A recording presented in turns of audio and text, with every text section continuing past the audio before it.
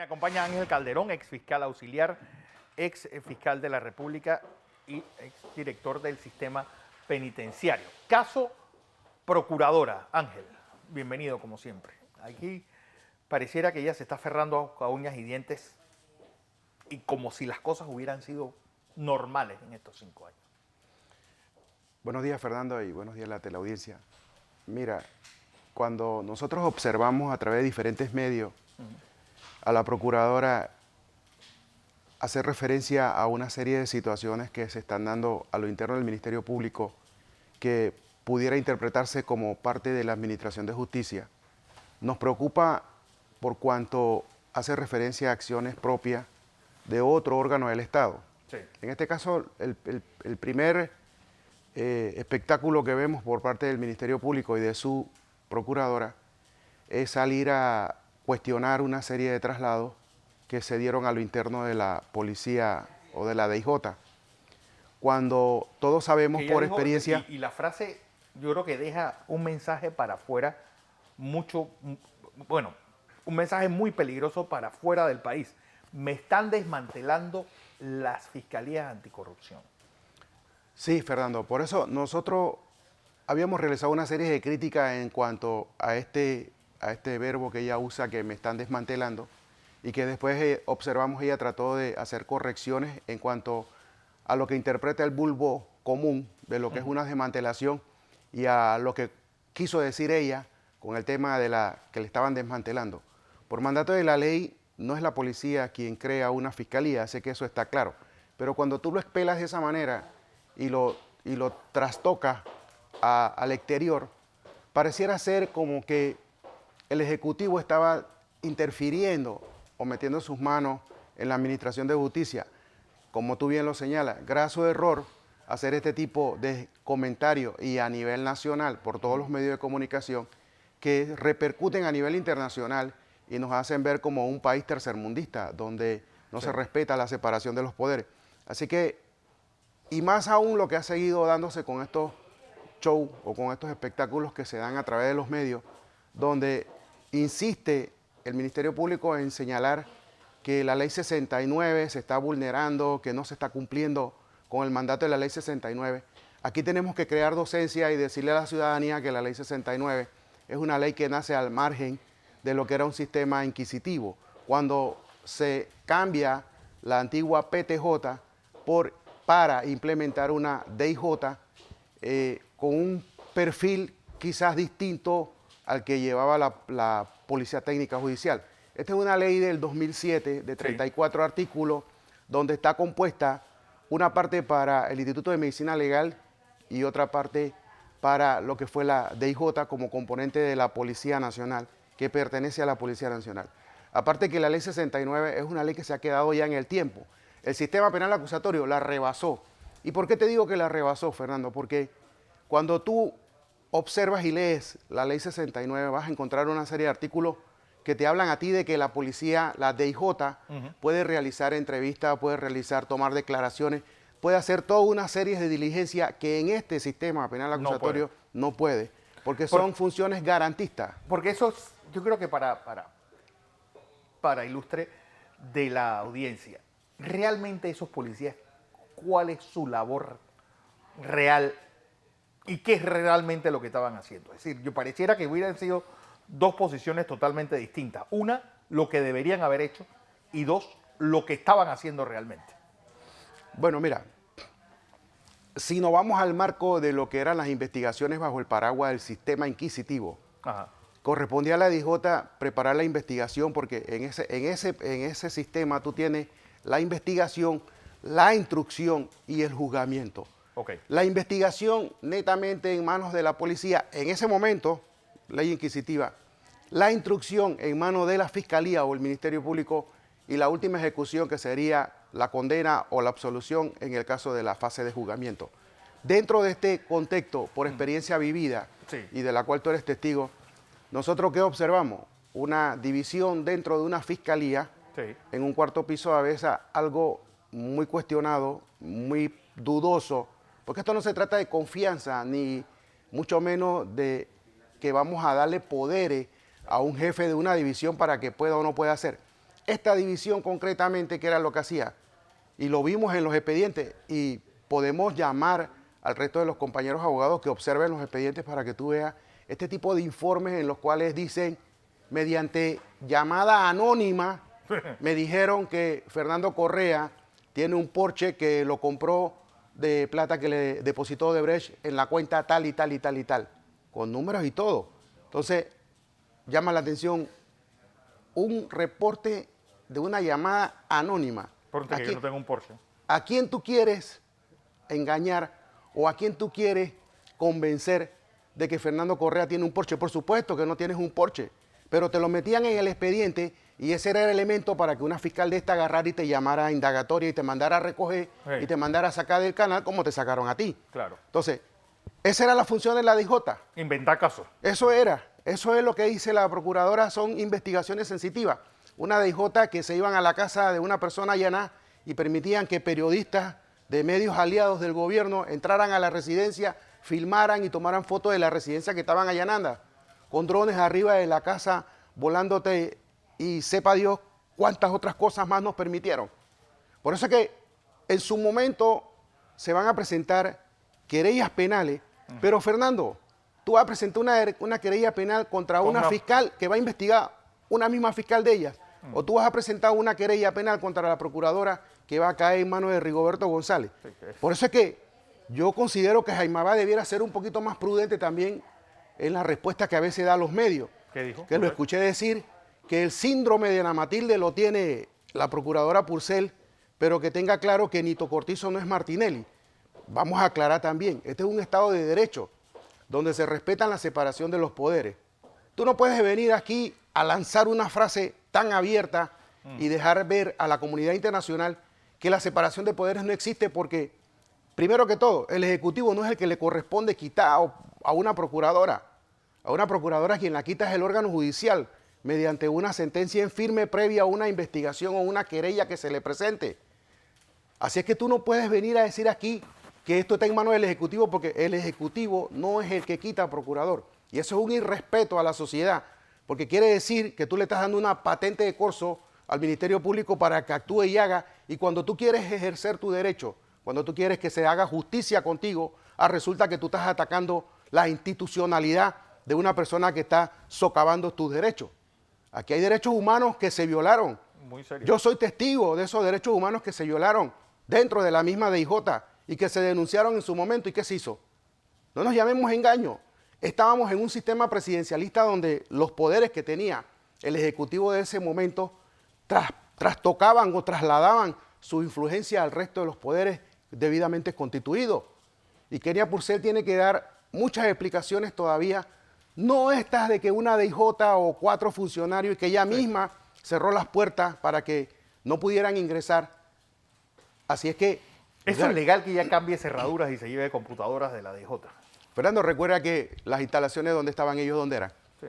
Son instalaciones que tiene arrendada el Ministerio Público, no son instalaciones de la policía. Pero vuelvo y te digo, el SPA contrarresta totalmente, y en eso es que debiera estar judicial, haciendo una especie de lobby para crear una ley que sea consona con las interpretaciones que se dan en los procesos penales, es decir, en las carpetillas penales. Tú puedes creer, esos informes de esos DJ no tienen ningún valor en el sistema penal acusatorio, porque el sistema penal acusatorio es garantista y oral.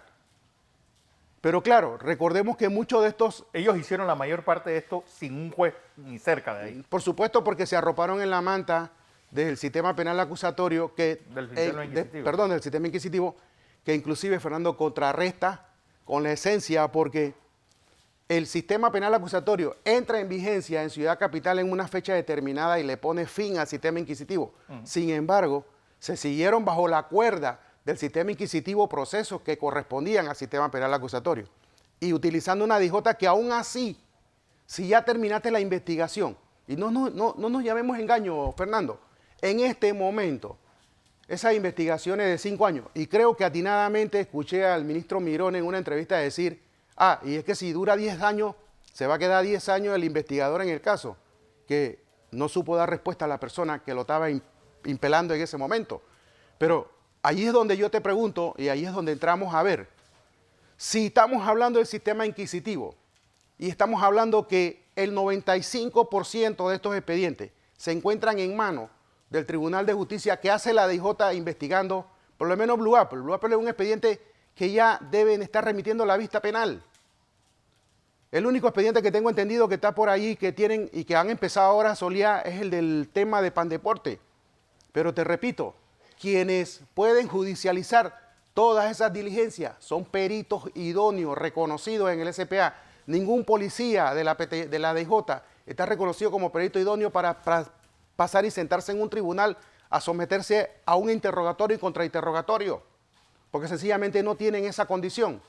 Así que mal puede hablarse que me están desmantelando o porque me estás quitando personas, yo no puedo investigar. Si aquí todos sabemos muy bien cómo funcionaban la fiscalía. La fiscalía funcionaban a través de un telefonazo. Sí, Del aeropuerto la llamaban el Consejo de Seguridad y le decía, aquí está fulano, está saliendo fulano, está entrando fulano. Del Consejo de Seguridad le mandaban las indicaciones de a quién tenía que buscar y a quién no tenía que buscar. Nosotros somos testigos, nosotros lo vivimos. Y en su momento también interpretamos a la fiscal y les preguntamos, oye, ¿hasta dónde ustedes van a permitir? Aquí se hicieron muchas cosas, Fernando, que tienen que responder, porque una de las primeras personas que dejó que la institucionalidad se la llevaran fue precisamente la hoy procuradora. Entonces, no lloremos lo que no supimos defender en su momento, porque yo te pregunto, ¿qué hacía personal del Consejo de Seguridad constantemente en la Fiscalía? Yo te entiendo y puedo comprender que en temas de crimen organizado, delincuencia organizada, narcotráfico, yo te puedo entender que exista una comunicación con personas o detectives o espías del Consejo de Seguridad, porque en un momento pueden o tienen las herramientas para que tú puedas permear una investigación y puedas llegar a las cabezas. Pero aquí tú no llegas a las cabezas. Aquí tú llegas a coger 5 personas que llevan una lancha llena o una droga que dejan abandonada y no cogías a nadie. Entonces, allí nosotros nos preguntamos, ¿dónde estaba realmente esa investigación o dónde estaba esa inteligencia? Si nosotros fuimos y tuvimos por muchos años vínculos directos con los sistemas de investigaciones del país, y muchas personas lo saben, y no es que aquí nos ponemos a hablar y a decir cosas alegremente, porque el conocimiento de causa lo tenemos. Sabemos perfectamente bien cómo funciona la DIJ, cómo funcionaba la PTJ, cómo funciona el Consejo de Seguridad y hasta dónde se les permite o no se les permite. Pero en este quinquenio que acaba de pasar, nosotros vimos una super o una especie de poderes ilimitados al Consejo de Seguridad. Y nosotros tuvimos toda esa experiencia y las vivimos. Paquetazo. Nosotros nos presentábamos diariamente a las fiscalías a preguntar, en el caso de nosotros, cómo andábamos, qué había, ¿lo necesitas que lo traiga? No. Pero te tenían 4 hombres siguiéndote. ¿Y con la autorización de quién? Porque cuando tú vas al expediente, para seguimiento, tú tienes que existir una orden. Y cuando tú vas al expediente, tú no encuentras ninguna orden que justifique por qué a ti te estaban siguiendo. Cuando tú te vas al expediente, tú no observas siquiera que estas unidades hayan tenido una autorización para poder hacer este tipo de seguimiento. Así es que son dos cosas muy distintas. Tener un organismo que pueda ayudarte, que pueda coadyuvar en la investigación. Caso del Instituto de Medicina Legal con sus peritos. Y tú observas que nadie cuestiona las experticias que hacen los peritos del Ministerio, del IMEL, del Instituto de Medicina Legal, porque esos son los peritos idóneos. Tú tienes allí toda una gama de peritos y de facultativos con la capacidad para poder sentarse y espelar en un expediente, porque son investigaciones científicas. Por ejemplo, tú tienes documentología, tú tienes exámenes múltiples. Bueno, lo que el señor Rivera Calle dijo en el caso de cadenas de custodio y etcétera. ¿Tú crees que tú sientas a la mayor esta que mencionan? Hablando de censos teóricos. Que tú las sientas y le haces 3 preguntas, ¿tú crees que ella te pasa de la primera? No te va a pasar de la primera, Fernando. No te va a pasar porque las funciones de ella eran otras. Llegaban los paquetes nada más para ella ejecutarlo. Busca a Fernando Correa, cuando todo el mundo sabía dónde estaba Fernando Correa. Y así, muchas personas, pero yo no voy a hablar de casos que no me constan. A mí yo te voy a mencionar casos que me consta, de lo que nosotros conocemos, de todo lo que nos hicieron pasar. Cuando yo les decía a ella, ¿cómo es posible que tú para poder ventilar un expediente, tú tienes que llamar 7 veces a una persona y tenerlo? Eso era un tipo de tortura psicológica en contra del individuo. Ah, pero eso no son derechos humanos. No. La gama de derechos humanos no es solamente la tortura física, y ellas saben perfectamente bien cuáles son los mecanismos de tortura. Eso de tenerte, llevarte, jalate y llevarte, trae tu mamá, trae tu hermano, métete en una cárcel, mandate personas a preguntarte. Ministro de Estado y diputado. No, y encima de eso, El caso de Bello Valderrama y de Gustavo Gin, nadie puede saber por qué esos tipos tenían carta abierta para entrar en prisiones, en cárceles. Negociaban a orden, en nombre del Ministerio Público y te decían a ti, di esto y sales libre mañana.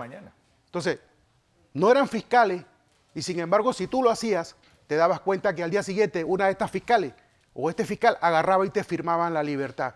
Entonces, ¿quién mandaba realmente?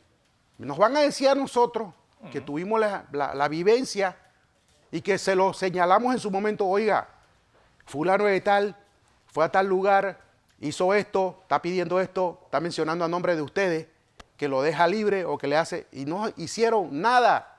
Por el contrario, vimos esas personas que sometieron, porque lo sometieron, me consta el de una señora que la mandaron a detener, simple y sencillamente era la que firmaba un acta, una secretaria que no tenía mayor injerencia ni voz ni voto, sino que el reglamento dice que ella tiene que firmar. A esa señora la tuvieron detenida y fue voluntariamente. ¿Y con qué se encontró? A las 2 de la mañana la mandaron a guardar, a las 2 de la mañana. Dime, Fernando, una mujer con hijo, con familia, ¿qué tú crees que se puede esperar? Sí, esa gente merece salir toda. Entonces, esta señora en otras declaraciones menciona y lo dice, ¿por qué hizo señalamiento en contra de tercero o por qué quiso ella interpretar señalamiento? Porque fue que eso es lo que le dijeron. Si tú dices esto y mencionas esto, te vas para tu casa. Y efectivamente la mandaban para su casa. Entonces, ¿qué clase de instrucción sumarial, qué clase de investigación bajo el paraguas de violaciones al Código Judicial que se usaba en ese momento? Puedes tú vetarlas como buenas. ¿Hasta qué punto todos estos casos de alto perfil están viciados por las investigaciones del difunto? Mira, no solamente por las investigaciones del difunto. De Saltarín. Mira, el código es bien claro, Fernando. Y era lo que yo comentaba con algunos compañeros míos. Y yo les decía a ellos. Bueno, investigaciones sí que se puede llamar investigaciones a la porquería que dejó de hecho. Fernando, en los tiempos míos, que es todavía el tiempo de los códigos vigentes, que tú te atrasaras en un expediente, que tú permitieras que un expediente se te vencieran los términos, al día siguiente tú estabas procesado y estabas siendo investigado. ¿Sabes por qué? Porque es una forma de anular el expediente. Déjalo vencer, déjalo que se pasen los tiempos y hay un sobreseimiento por nulidad, que es lo que está sucediendo. Permitieron que muchos expedientes de eso se vencieran, se le pasaran los términos, en fin, se llevaron toda una serie de principios de derecho que hoy día nosotros nos preguntamos, pero ¿qué pasó? ¿Será que los que estaban realizando estas investigaciones no tenían conocimiento de los términos? Por supuesto que conocen de los términos, porque ya tuviste después cómo pedían las prórrogas, cómo empezaban a solicitar prórroga, que le dieran los términos, que le dieran tiempo, y le dieron más de los tiempos. El órgano judicial fue muy consecuente en darle más de esos tiempos que se reconocen dentro de estos negocios. Así que no mezclemos de que porque te llevaron 4 cabezas de una división, ya se acabó la investigación y se acabó todo, porque eso ni nos hace bien, como usted bien lo señala, don Fernando, ni manda un mensaje a la comunidad, porque la comunidad lo que siente que es un subterfugio para no investigar otras situaciones que se dieron, como ha quedado demostrado. Aquí, en el caso de Brecht, los apodos cachaza, techaza, todos esos apodos que están ahí no es nuevo. Esto se conoce desde hace 2 años. Toda esta información se mandó. Sencillamente que el Ministerio Público, ese es otro tema que no puede eludir, la selectividad de las investigaciones. Estos acuerdos de delación que se hicieron, muy cuestionados por la persona que participó en los acuerdos de delación y de los cuales la máxima exponente del Ministerio Público en un momento dijo, sí, yo lo recomendé y es el abogado de ella, haciendo el acuerdo de delación Relación con como una de- de las compañías. ¿Y se le pagó por eso? Eso habría que preguntarle. Yo no creo que lo haya hecho gratis. Porque Gratis. era el abogado de ellos, es el abogado Pero- personal de ella. Sí, pero gratis no trabajó en Sí. esa delación. Tú puedes estar seguro de eso. Así es. Pero el solo hecho de que tú pongas a una persona de tu entera confianza a hacer una delación, tú tenías que poner, tú no tenías ni siquiera que poner a nadie ni recomendar a nadie, porque ese no es tu rol. Tu rol es hacer las investigaciones, como dice la Constitución, y que el órgano judicial se cargue de administrar justicia. Así es. Don Ángel Calderón, exfiscal y exfiscal auxiliar.